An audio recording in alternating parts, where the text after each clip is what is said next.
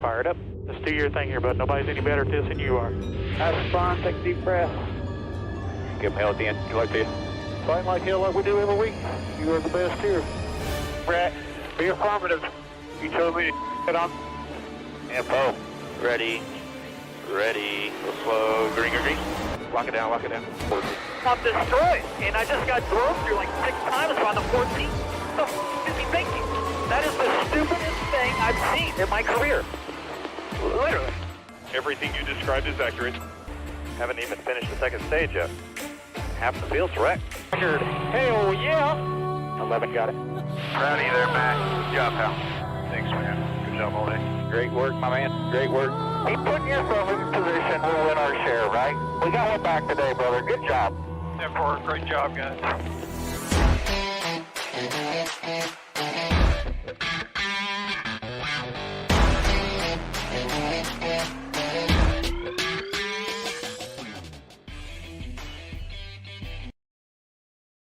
And welcome back to Racing in the Draft. My name is Mark, and welcome to another fun week of NASCAR. And boy, last week got interesting after the race, to say the least. But we do head to Indy this week, to the road course, and not to the oval, where, as you can see, the Dinger took it home in a surprising victory last year. But let's just go back 1 week and look at, Denny going, what happened? What did I do? I didn't do anything wrong.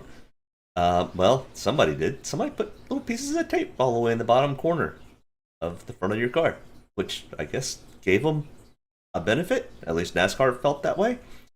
So they disqualified Denny and Kyle. The thing is, though, is Draftkings doesn't. Draftkings holds them for first and second.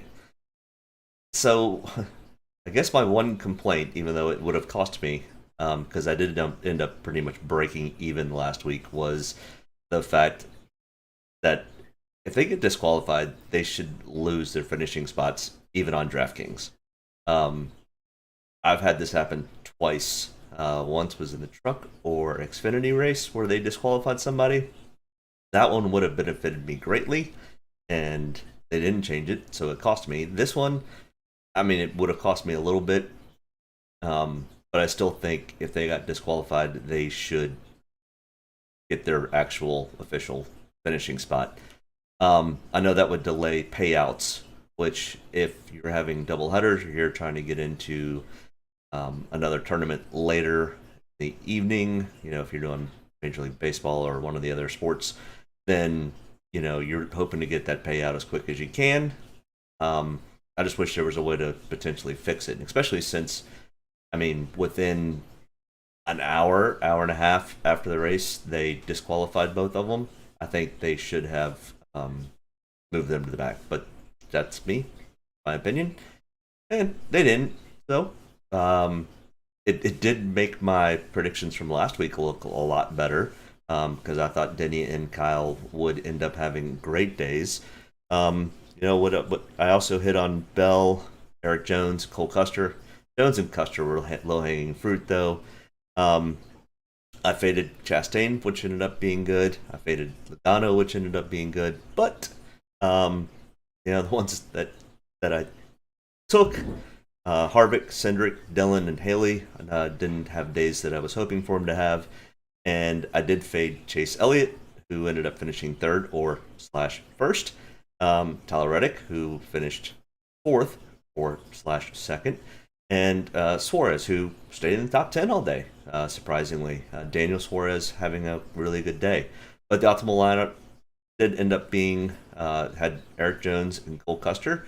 The Tyler Reddick pick kind of cost me a little bit. And, McDowell coming from 25th, I did call that one too. So, the Denny, Kyle, and Michael definitely helped out my lineups, regardless of what I think on where they should have finished. But the Daniel Suarez, Christopher Bell, Chase Elliott. But as we see, the optimal lineup has tightened. The challenge has tightened. Ross Chastain with 9. Chase Elliott with 8, and Eric Jones now with 8 also. Kyle Busch, Daniel Suarez rounding out the top, I guess, 5 drivers in this optimal lineup challenge. And that goes all the way through the end of the year, including playoffs. So we'll see what happens. Another interesting fact is looking back, and 10 out of the 21 races so far, the pole sitter has made the optimal lineup, which is highly unusual. Usually does not happen, but 4 of the last 4 races, the optimal lineup has included the pole sitter, which is surprising to me because that typically does not happen. Usually, I mean, they even go from first. If they fade to 5th, that usually takes them out of the optimal lineup, unless they lead just a bunch of laps, like, Kyle Busch starting second, finishing second. He didn't fall any spots, really. But led 63 laps. So we had 1 dominator from last week, 4 place differentials, 2 value picks, 3 finishing guys. Finishing spot is finishing in the top 5, and $300 left over. But that was last week, and we head to Indy Road Course for this week in the Verizon 200 at the Brickyard. It is on the road course, so we call this considered a roval because it's partially on the oval and partially on the road course. The track is very flat, very little banking, but it is a 2.439 mile track with 14 turns. The race length is 82 laps. The Dominator points will equal to 43.4, so Dominator points will not be something we're looking for. More than likely, kind of typically whoever leads the most laps ends up leading the last lap, unless you're AJ Allmendinger, where I think last year didn't lead but 1. We'll look at that when we get to that. But yeah, we're looking for finishing positions. Yeah, laps led only gets you 20 points. I mean, unless you can lead all 82, that's not going to become a factor. And fast laps of 36.9. So, I mean, more than likely, whoever finishes first is going to have quite a few laps led. Because I don't think we're going to see the issues from the racetrack that we saw last year, where these guys were going airborne, going over the speed bumps, and those types of things. I think we'll see some people hitting track limits where NASCAR will have to make a call and say, hey, you went over the double yellow line like at Talladega, and penalize them with a pass-through penalty or something like that. But our track comparisons, nothing really that similar to the Indy Road Course because it is so flat. And even when they go on to the oval, the oval portion of it, the banking at Indy really is not much. So we do look at some other road courses: Sonoma, Charlotte, Circuits of the America, and Road America as road courses because they turn right and left. And we have the most data, at least with this new car, from Sonoma, Dakota, and Road America. So those are the tracks that we looked at. We also looked at last year's Indy race, even though that was kind of pretty crazy. So as you see from the top, these are the tracks that we're kind of comparing. And like I do every week, kind of go through this a little bit here. We have Chase Elliott at the top of the money for Draftkings at 10,600. He is starting 8th, and in practice, he was 22nd fastest in single lap. He did 10 laps total of practice. He did not have 10 laps consecutive, but he was 25th in 5-lap average. So he definitely qualified much better than he was practicing. Honda has me a little bit concerned. I mean, Chase Elliott will potentially probably get himself a top 10, but he finished 4th in this race last year. So as we're looking at this, the bottom left here is taking these races. So he does not have a win in these. He does have 3 top 5s, 4 top 10s, and 5 top 20s in comparison races. He does have an average finish of 6th. The last race here at Indy on the road course, which was last year, Chase Elliott did finish 4th. Then over here to the right, he has 22 total starts on road courses with 7 wins, 13 top 5s, 16 top 10s, and 19 top 20s. I've got him ranked as a power ranking of 2, and I've got him in about 15 to 20% of my lineups. Once again, I faded off Chase Elliott. It cost me last week. I'm fading on Chase Elliott again this week, and it may cost me considering he's probably one of the best road course racers in the Cup Series. We've got some other ones that have really started to show up lately who have won this year: Chastain, Reddick, and Suarez. But you also have to remember Kyle Larson races really well on road courses, and AJ, the Dinger, Allmendinger, road course ringer, is in this race also, who won the Xfinity race yesterday. Ross Chastain, 10,400. Here's a big piece of why I like Ross. He's starting 21st. I think he was 4th in single lap practice, 17th in 5 lap, and he did 10 laps of practice. So, once again, he qualified better than where he practiced. No, he qualified worse than where he practiced. So, I think there's definitely a lot of PD upside potential with Ross. Now, with that being said, I also expect Ross to be probably heavily owned because of that PD upside. He's been running road courses really well this year. When we look at our track comparison, he's got the 1 win at COTA from earlier this year. He's got 2 top 5s, 3 top 10s, and 3 top 20s, a 35.8 Draftkings average, and a 12.8 average finish. 15 total starts on road courses, where he's got that 1 win, 3 top 5s, 6 top 10s, and 7 top 20s. I've got him in 35 to 40% of my lineups, and I think that's probably where he's going to end up falling today. So I'm definitely heavily on Ross Chastain, along with Kyle Larson, starting 1 spot behind Ross Chastain.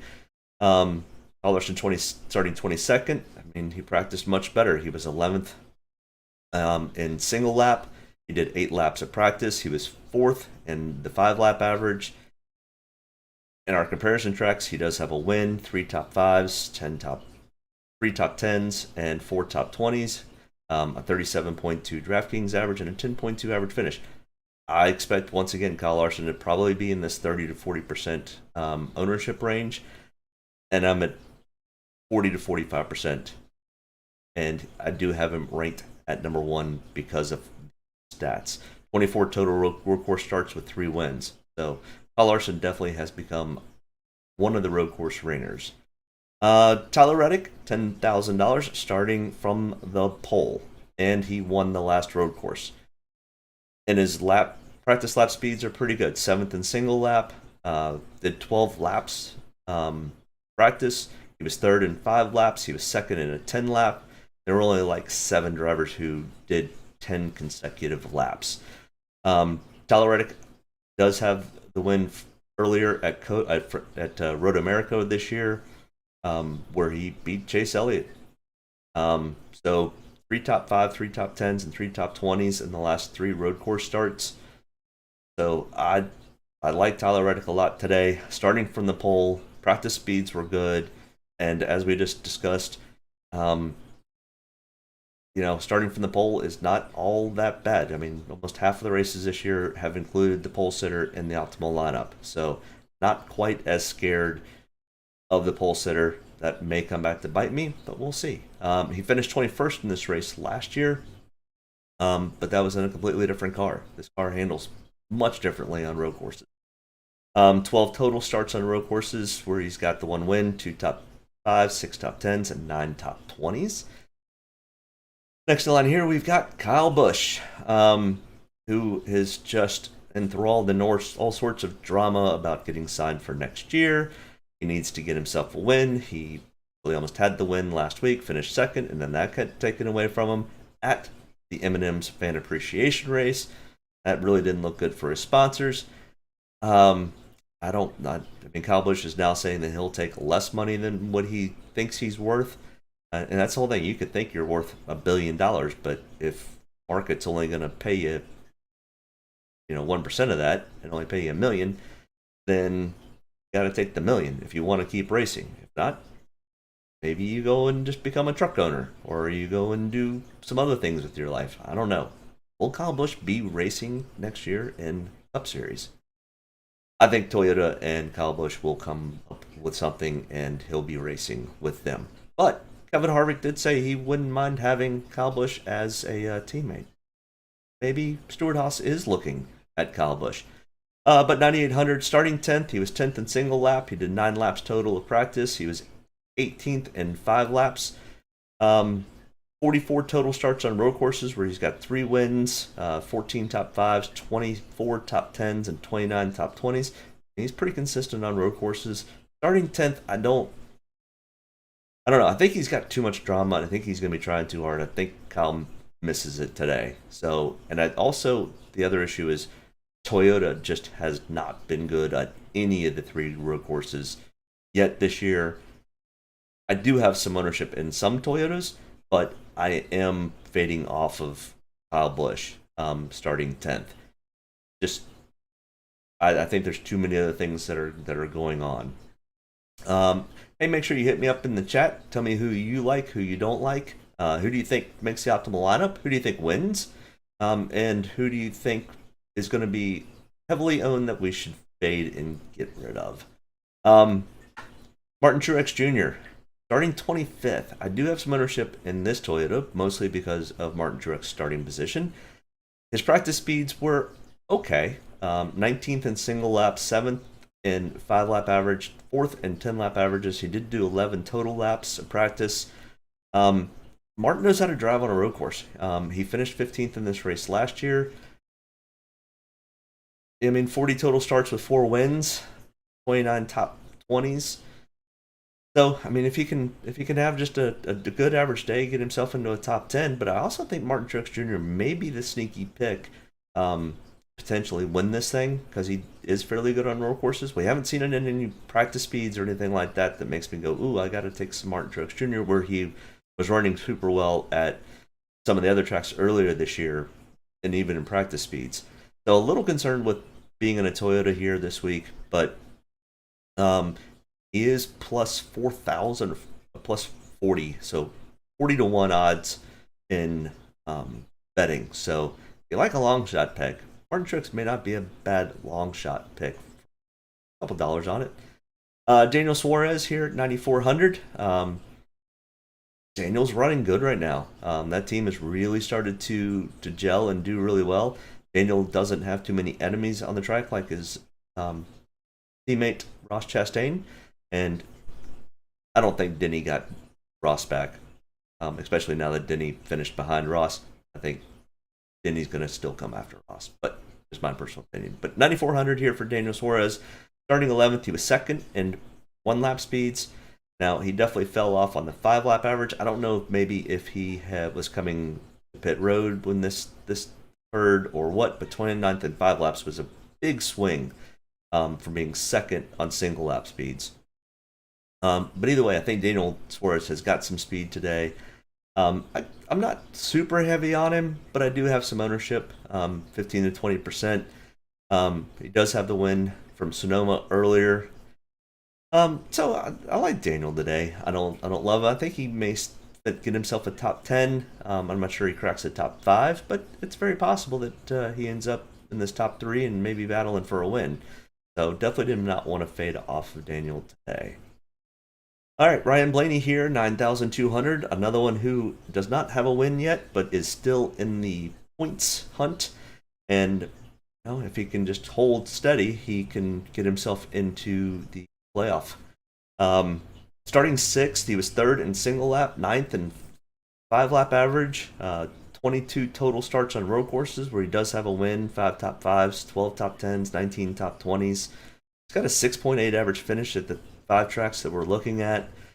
Yes, I'm at about the same weight that I am with Daniel Suarez and Martin Truex Jr. 15 to 20%. He does come in 7th on the ranking systems. I think we're going to need to find, we can't take all 3 of these guys because I think only 1, maybe 2 end up in the top 10. Austin Cindric starting from the pole, and wow, was he fast.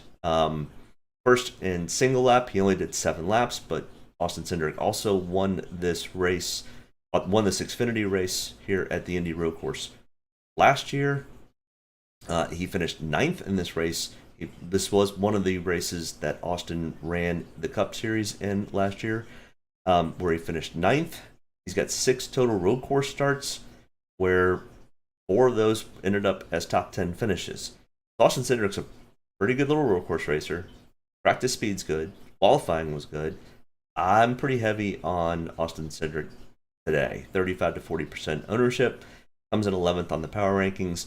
So I do like the front row of Tyler Reddick and Austin Cindric today.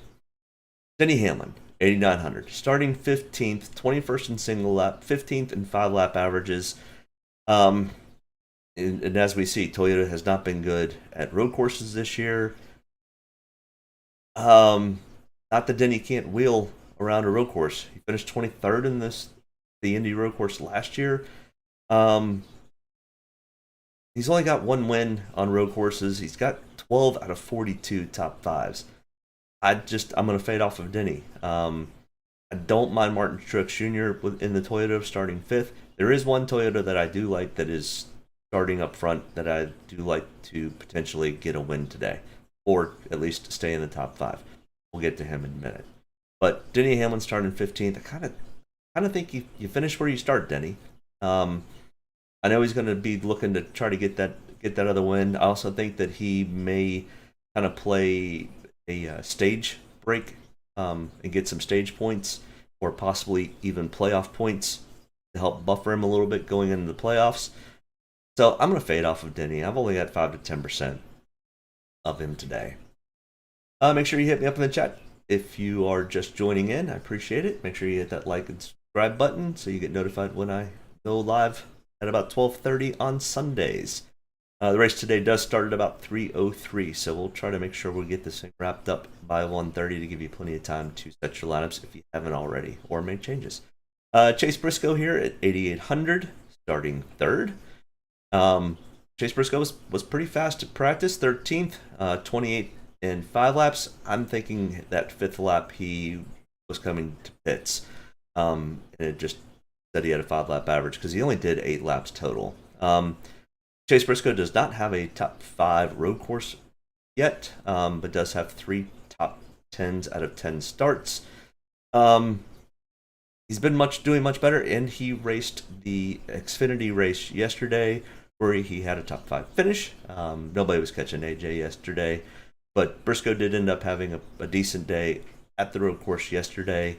He does like this place, so I'm thinking that Chase Briscoe, I don't think he could potentially stay into a top 5. He could even find himself vying for a win, but I think he kind of finishes where he starts today.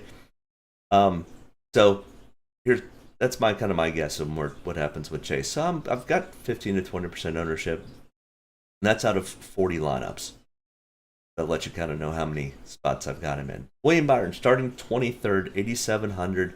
Not the best of road course racers, but I think there's enough here starting 23rd to get into at least, I think you could buy for a top 10, probably more like a top 12th, 13th is much more where William Byron finishes. I'm not sure that's good enough to finish in the optimal lineup, but it probably could be enough to get you into a decent cash situation. But 18 total road course starts, does not have a top 5, 6 top 10s, 11 top 20s. Starting 23rd, if he can get up to 10th, that might be enough to warrant the $8,700. I've got him in 20 and 25% of my lineup, so not completely faded out of William Byron. Here is the Toyota who I think could end up having a really good day. Christopher Bell, 8,600, does have a win on a road course, and in the 5 tracks that we're looking at, does have 1 top 5, 2 top 10s, 3 top 20s, a 21.8 Draftkings average, and an 18.4 average finish. All that was being made worse by last year's 36th place finish. He wrecked early in the race and didn't get a chance to really run a whole lot of laps. But if we looked at his practice speeds, he followed up his practice with qualifying. He was 5th in single lap, did 13 total laps. He was 1st in 5-lap averages. He was 1st in 10-lap averages. So Christopher Bell practiced well, qualified well, and I think he potentially could stay there. I think he may be one of the few Toyotas that we can look at taking. I've got 20 to 25% ownership with Christopher Bell today. Kevin Harvick, man, Denny Hamlin pushes Ross Chastain almost into the wall, and then Ross decided to take himself out last week and took Kevin Harvick with him. So Kevin Harvick's definitely on the outside looking in. Kevin Harvick has got to win to get into the playoffs at this point. I don't think he can point his way in. Mathematically, he still can, but I don't think that will actually happen. A lot of things would have to line up just right for that to happen. So I think Kevin, to make the playoffs this year, has got to find himself a win. I don't see anything here that makes me go, ooh, Kevin Harvick could potentially win this thing. He was okay in practice. He was okay in qualifying. And I think he's going to be okay in the race. He could potentially get himself in that top 15, top 10 spot. That, I've got 20-25% ownership, but because I know he's going to do the opposite of the field. So if all of a sudden there's 10 laps to go and everybody comes in and pits, Kevin's going to stay out. And he could, possibly steal a win that way. There's lots of different scenarios, but I think Kevin Harvick is going to have to start thinking outside the box. His crew chief is going to have to put him in positions to hopefully get himself a win. So with that being said, I do have some ownership in Kevin. Just like Martin Truex Jr., I think these guys, Brian Blaney, all need a win to get in. AJ Allmendinger, the road course ringer, the dinger, 8,200, finished first in this race last year. He won the Xfinity race yesterday. So you'd think I'd be heavier on AJ Allmendinger. I'm not. I'm fading off of AJ. Starting 20th. His practice speeds were okay. He was 8th in single lap, 5th in 5 laps. But I also think AJ Allmendinger is going to be probably heavily owned today. So I'm going to fade off of AJ. He snuck the win last year. Now, he probably would have finished 3rd or 4th. So still would have had a decent finish last year. But when Chase Briscoe and Denny Hamlin had some issues going into that restart, AJ snuck a win. He stole it. He knew he did, but he will take the win all day long, especially at a course that he had dreamed of winning at as a young kid. So I don't mind AJ Allmendinger, and I wouldn't talk anybody off of him, but I am going to fade AJ because I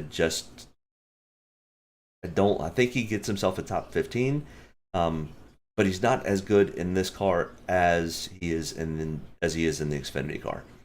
So AJ could be one of those that if he has a stellar day, I'm definitely going to feel the pain of that.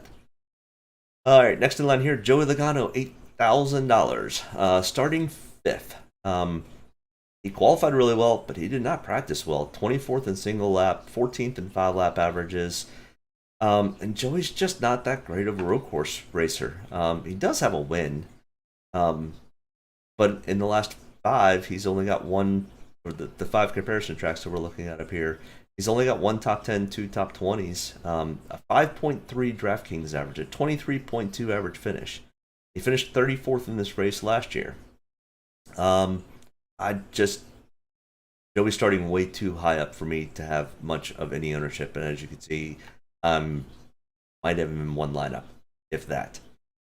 So not gonna spend a whole lot of time here with Joey. If Joey ends up having a great day, then that's really gonna hurt. Alex Bowman.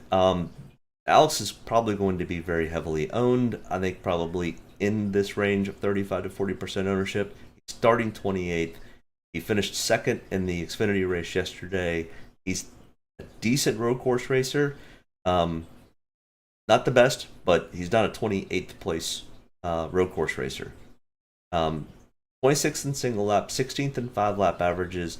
But now that he's got whatever they ran, 62 laps yesterday, more of practice, I think that's going to be a big benefit for Alex Bowman. I think he easily finishes top 10, which would be plenty to have him at 7,800 to probably make the optimal lineup if he can get himself into a top 10 starting 28th. He does have 3 top 5s out of 22 road course starts with 9 top 10s. And recently he's not bad, 11.4 average finish. Hey Paul, how we doing? Paul Moss. I wonder who will be points racing. Big question. Might have to take a shot on folks sure to be going for the win, like maybe the 4 and the 12. Yeah, I mean, I absolutely think the 4, the 12, and also Martin Truex Jr. will definitely be going for that win. Eric Jones is another one that's just on the outside of the points. That if a Kevin Harvick or Eric Jones can get themselves a win today, that really upsets the apple cart. So yeah, I mean, you're gonna have some guys point racing today. I mean, you're gonna have guys that have one win, that are gonna be points racing today. I mean, Alex Bowman is definitely one of those. He's kind of sitting on that cheater question. If we happen to have 16 or 17 winners, which I think at this point is somewhat highly unlikely, but still plausible. Alex Bowman's gonna need to get himself into a better points position. No ifs and or buts about it. There's definitely gonna be some points racing today. I think you're gonna see some guys that will do some points racing for stage points, who may cost them finishing positions towards the back end of this race. But if we see anything like we saw last year, which we're not going to have issues with the track. I think they fixed all that because they pretty much concreted the track down. It's not going anywhere like they had last year with the track. There were little things that they had popped up out of the ground and the guys were hitting it and literally jumping them. It's kind of comical to watch. But Chris Buescher, good little road course racer, finished really, really well. As you can see in the 5 tracks that we're looking at, he's got an 8.8 average finish. He finished 12th in this race last year. He was vying for a win at Sonoma. Chris Buescher's a good little road course racer. Starting 16th, a single lap was not great at 20th, but his 5-lap average at 6th was much better. I think Chris Buescher could get himself into a top 10, and if he's having a Sonoma type day, he could vie for a top 5 spot, which starting 16th at 7,500 definitely gets you a decent finishing spot in Draftkings. But 23 total road course starts. He does have 2 top 5s and 4 top 10s. I mean, 19 top 20s. So more likely, Chris probably will end up finishing where he starts, but he could easily be a sleeper and get himself into a top 10 spot. I've got him in 20-25% of my lineup, so I might be a little overweight on the field with Chris Buescher, but hard to say. Michael McDowell.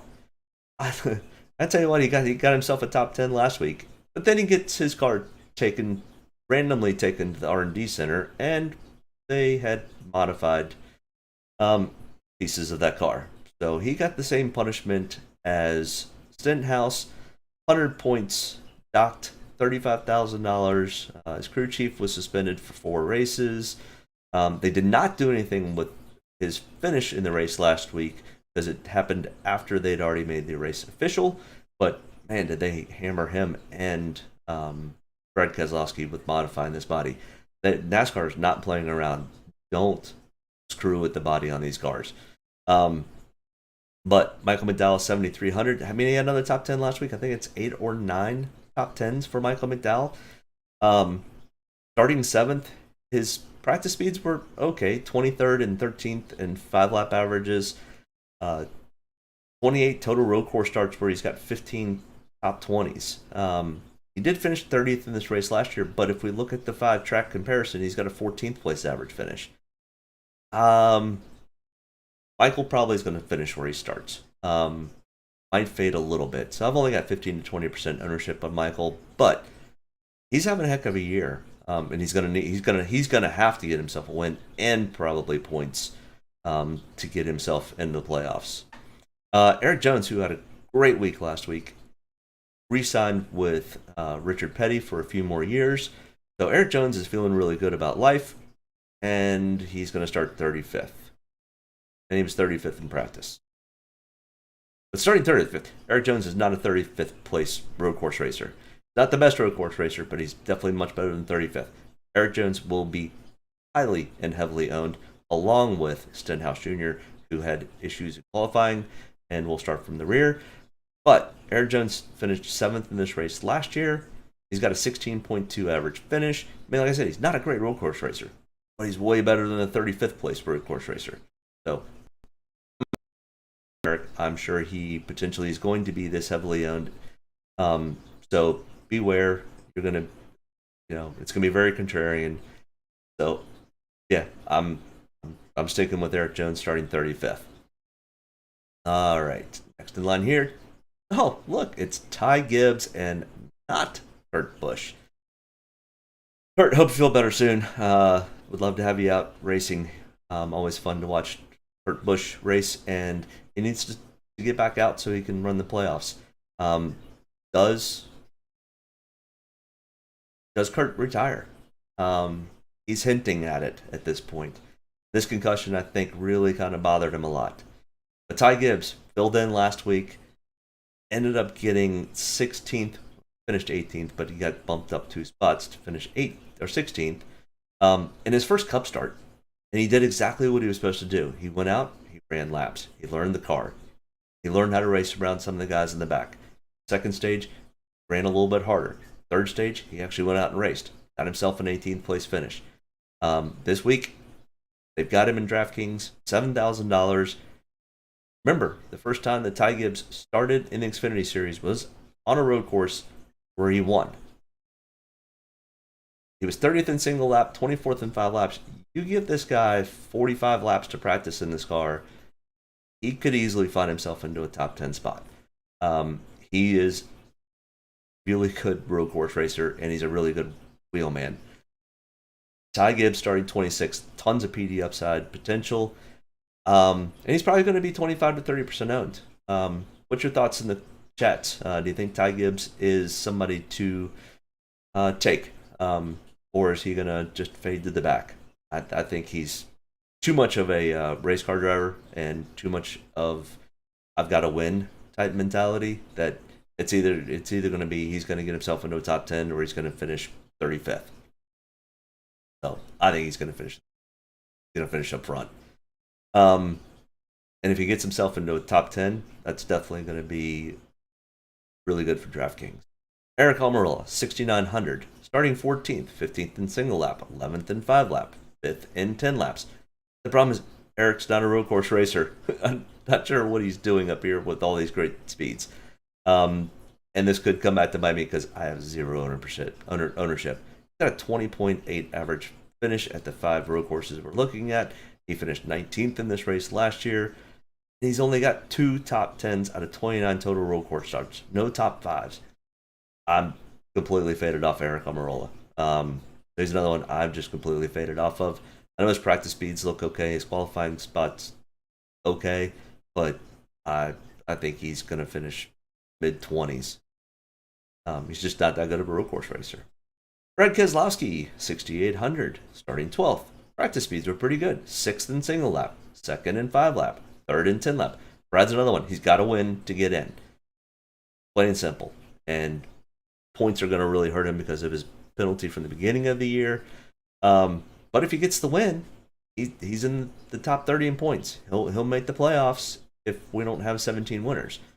34 total starts. He doesn't have a win on a road course, but 34 total starts. He's got 7 top 5s, 12 top 10s. A 20.2 average finish, but remember, 3 of these races were in this new next-gen car and with his new team that he's part order in. I think Brad holds his starting spot.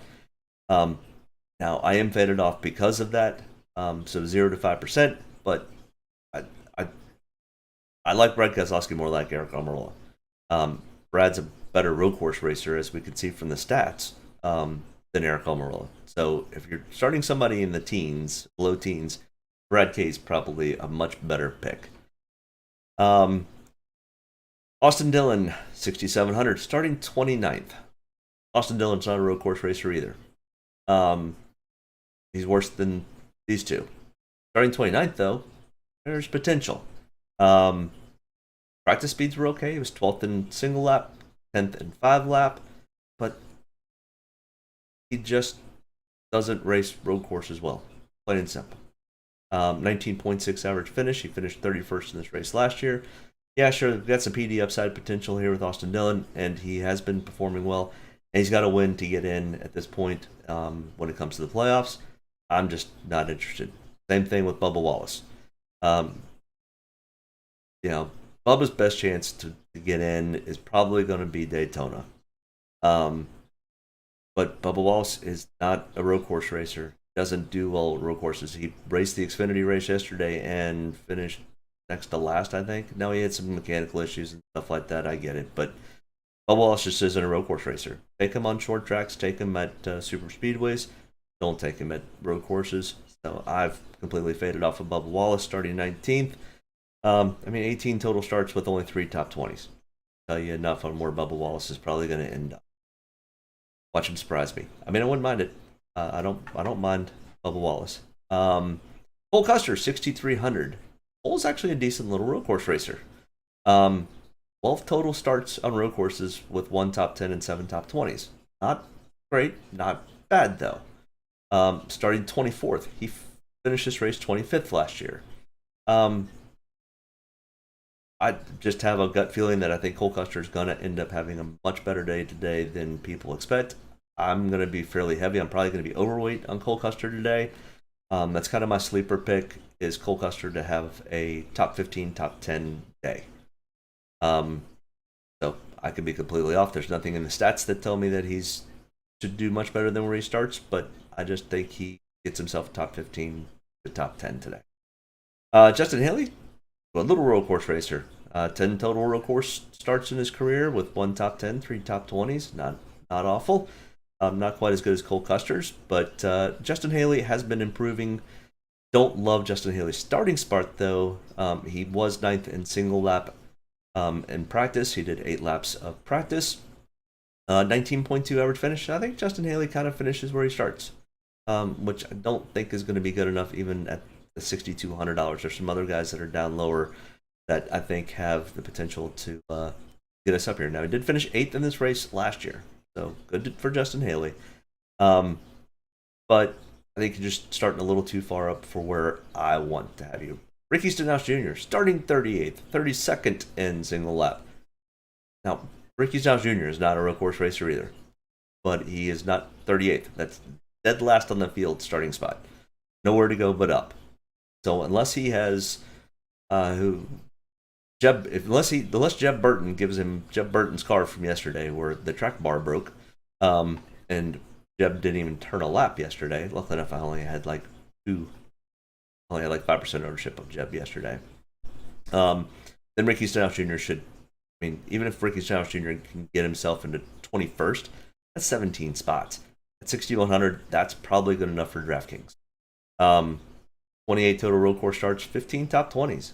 Like I say, he's not a road course racer, but he's not awful. Not great, but he's not 38th. Ty Dillon, $6,000, starting 30th. Ty Dillon, you're not a road course racer. 28th in single lap, 30th in 5 laps. That number's not right. Like,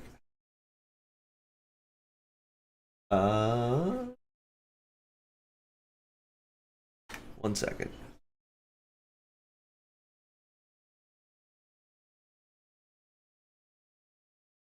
Yeah, Ty Dillon, I have 0% ownership. That is completely wrong. Yeah, I was like, that's not right. Oops. Go back up.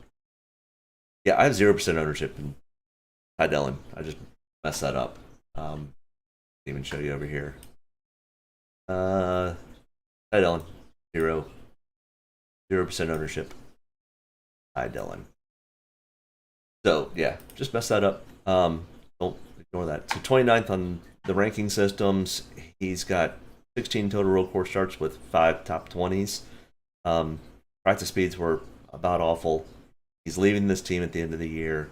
So Ty Dillon, 0% ownership. Harrison Burton is not a bad road course racer, but you're starting 13th. He outkicked his coverage, plain and simple.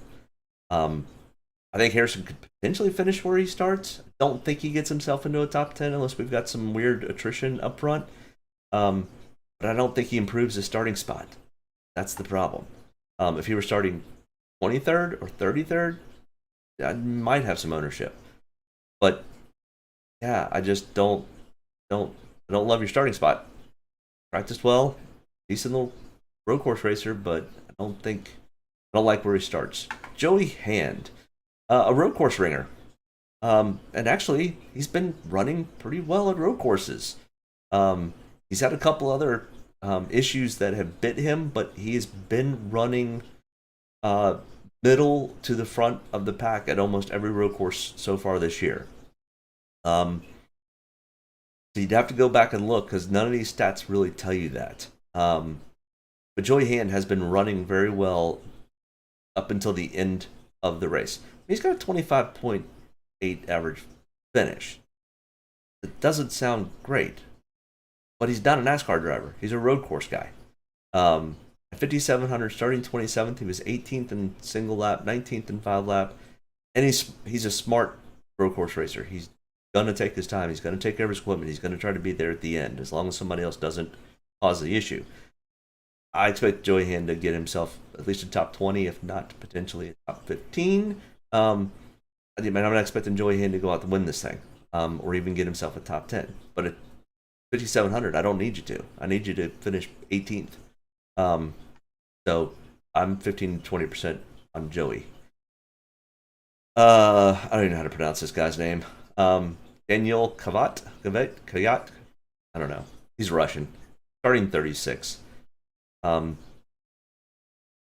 would be very interested to actually be at Indy to see what type of crowd response we get from a Russian driver being in the field in America. Not that I have a problem with the people of Russia, but the government of Russia is dirt.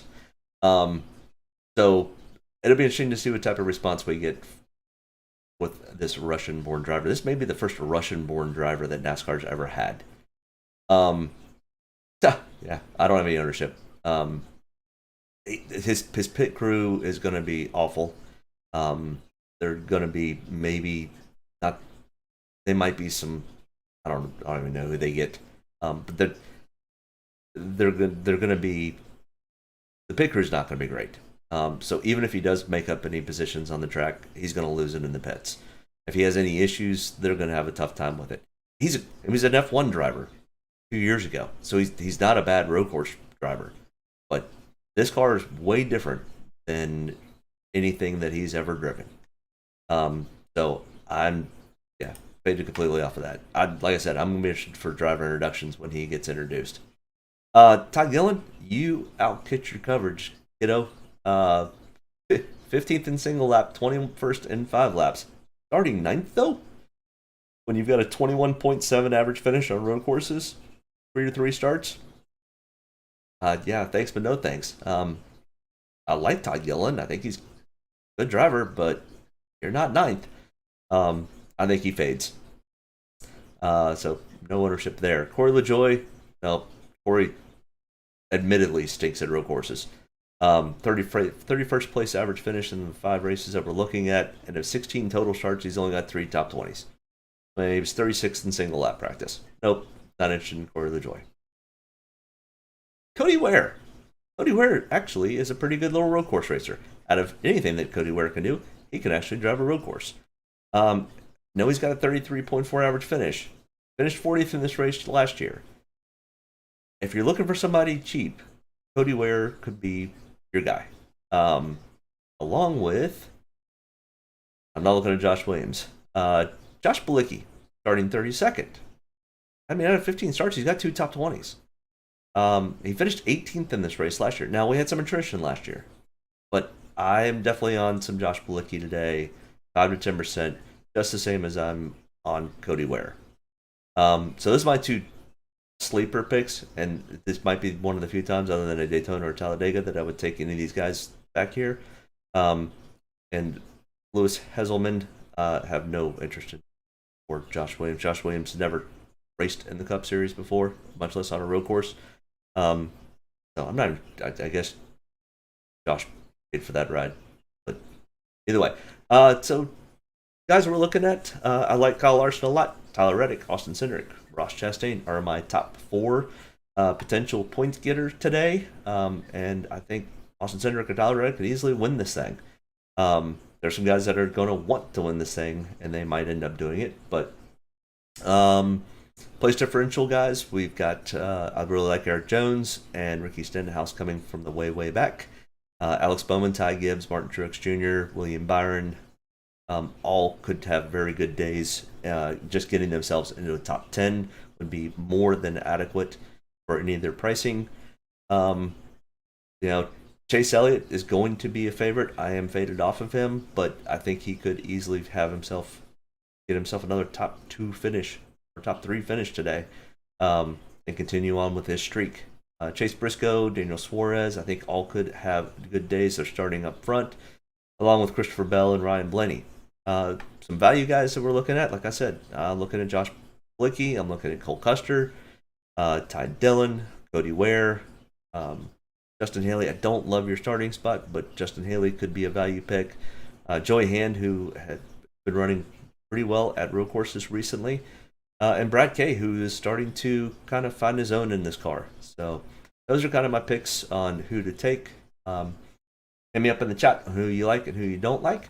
But when we look at optimal lineups from last year, now last year was just a weird race because they had so much attrition, so many people wrecked out. But at the Indy Road Course, you had 2 guys. I mean, nobody started in the top 3.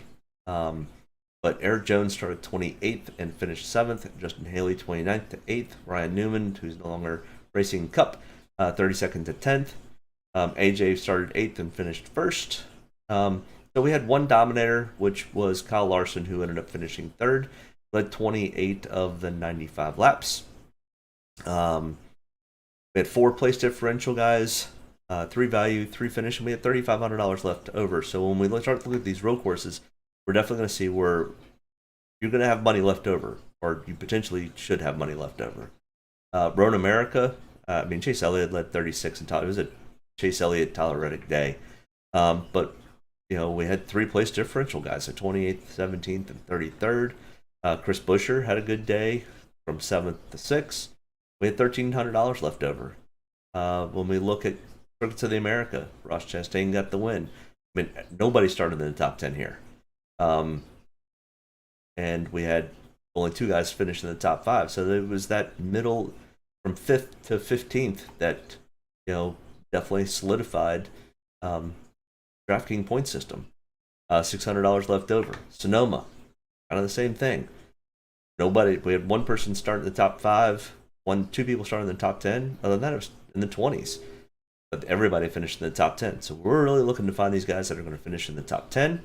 $3,900 left over. So don't be scared don't be scared if you all of a sudden have a lineup that you think is good and you've got $3,000 left over.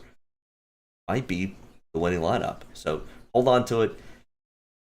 But other than that, good luck to the Dinger today on trying to back up his win. I don't think he's definitely not my pick. But let me know what you think in the chat. Who do you got? Who do you not have? Make sure you hit that like and subscribe button. I try to be here every Sunday at about 12:30 for the 3 or 3:30 race start, so it still gives you time to set your lineups. Let me know how you did this week, and good luck. See you next week. Oh yeah, by the way, happy birthday to my beautiful wife. I'm gonna go celebrate and have dinner with her and the family tonight. Happy birthday to her. Have a good weekend. Thanks for joining, and I'll see you next week. Bye. Take a good deep breath. Get ready to roll here. Only about one thing tonight, getting the W, so got to be around the end to do that. Get ready to roll tonight, boys. Let's go have some fun. Don't get me any more fired up than I already am. All the way to the checkered. You're fine. Nobody's got to run. Checker time, baby! Hell yeah! Proud of you there, Matt. Good job, pal. Thanks, man. Good job all day. Great work, my man. Great work. Keep putting yourself in position. We'll win our share, right? We got one back today, brother. Good job. Great job, guys. Excellent work, my man. Excellent work. Thank you. Man, that's awesome. Set out with a goal and we got it here, bud. Thank you very much. Really proud of you, man. Drove your butt off tonight. We had the fastest car here, bud. Probably killed our deal there. Just feel like I gave one away. Yeah, boys. Way to rebound. Great job. Great job, bud. Really good job. Appreciate you hanging in there with us all weekend. What a weekend. Good job. Thank you.